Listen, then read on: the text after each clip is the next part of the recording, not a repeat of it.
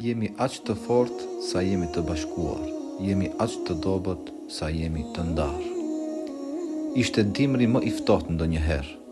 Shumë kafsh kishin ngordhur për shkak të ftohtit të madh. Duke e parë situatën që po mbretëronte, i riqët vendosen që të grupohen për të ngrohur dhe për të mbjetuar acarit.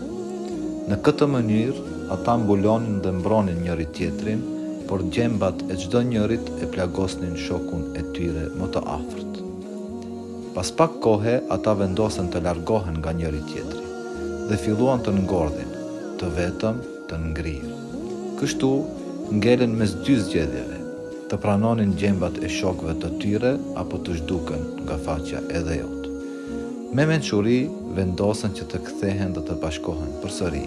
Kështu, mësuan të jetojnë me plagët e shkaktuara nga shokët e tyre, por ishin në gjendje të mbijetonin.